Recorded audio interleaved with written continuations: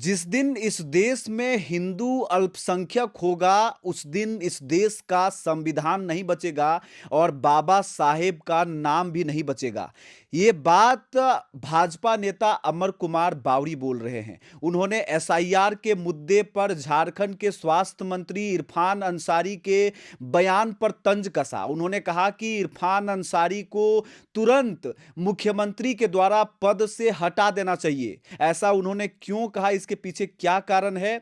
संविधान दिवस के मौके पर वो बोल रहे थे और बोलते बोलते उन्होंने कहा कि इस तरह के अमर्यादित टिप्पणी करना किसी खास चीजों को लेकर के जो भारत के संवैधानिक ढांचा का अंग है, वो निर्वाचन आयोग के पहलकदमी पर उन्होंने जो सवाल खड़ा किया था, ये कहीं ना कहीं उनके सोच को दर्शाता है। ये तमाम बातें अमर कुमार बावरी स्वास्थ्य मंत्री डॉक्टर इरफान अंसारी के बारे में बोल रहे थे। उन्होंने ऐसा इसलिए कहा क्योंकि डॉक्टर इरफान अंसारी ने कहा, कई संदर्भ में इसको लिया जा रहा था, मीडिया में भी ये बातें उछाली गई। डॉक्टर इरफान अंसारी ने कहा था कि बीएलओ जो एसआईआर के प्रोसेस करने के लिए अगर आपके घर तक जाते हैं, अगर वो आनाकानी करते नजर आते हैं या किसी खास रूप में वो डॉक्यूमेंटेशन के प्रक्रिया में कुछ अपने तरीके से मांग करते हैं, तो उन्हें कमरे में बंद कर दिया जाए। यह बयान काफी कंट्रोवर्सी हो गया था। इस बयान पर लोगों ने अपना बहुत तरह के बयान प्रतिकार के तौर पर इसको लेने लगे थे। चलिए भाजपा नेता अमर बावरी को सुनते हैं कि उन्होंने क्या कुछ कहा।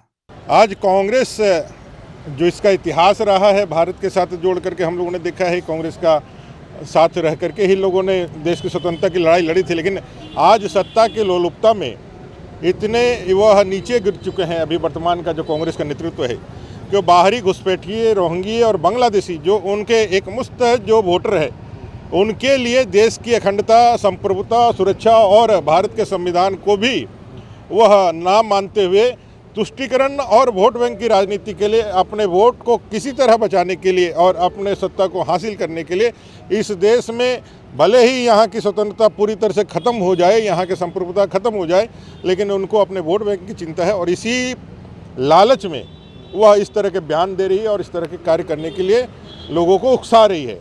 वर्तमान में जो स्वास्थ्य मंत्री जी का जो बयान है, वो एक मंत्री के रूप में उनका दिया गया बयान इस संविधान की आत्मा को कुचलने वाला है और मुख्यमंत्री जी को तो तुरंत उनको शोकॉज करके उनको हटा ही देना चाहिए। और वो पहला बयान नहीं है जब वो कहते हैं कि भाई हम संविधान से पहले अपना कुरान को मानेंगे।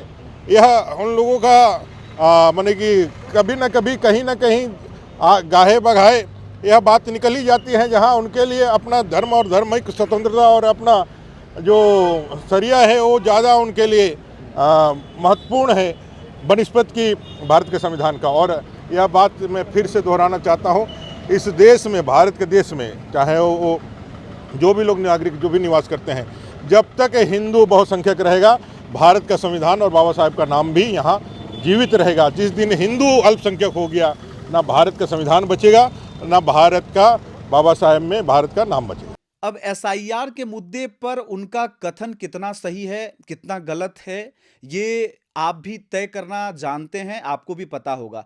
चुनाव आयोग का चुनाव पुनरीक्षण का कार्य पूरे देश में चल रहा है। मौजूदा समय में 12 राज्यों में ये कार्य प्रगति पर है। झारखंड में भी इसके अलाउंसेस हैं, झारखंड में भी इनको आदेश दे दिया गया है और ग्रामीण क्षेत्रों में जो बीएलओ हैं और जो तमाम अधिकारी हैं इस पर कार्य कर रहे हैं। इस पर सवाल खड़ा करना जो केंद्र के विपक्ष में स्थित राजनीतिक पार्टियां हैं उनको खटक रहा है। क्यों खटक रहा है ये कहना मुश्किल है। वो सवाल कर रहे हैं और उनके जवाब में ही भाजपा के नेता ने ऐसे बयान दे दिए कि संविधान की आत्मा को चोट पहुंचाने वाला है।